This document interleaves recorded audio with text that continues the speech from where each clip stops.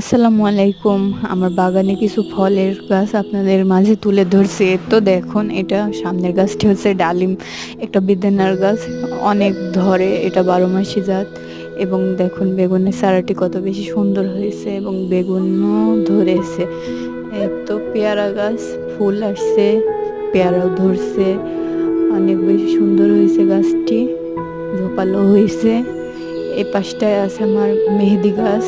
দেখুন বর্ষার পরে চারাটি কিন্তু আমি লাগিয়েছিলাম ১ মাস আগে। দেখুন কত সুন্দর হয়েছে পাতাগুলা।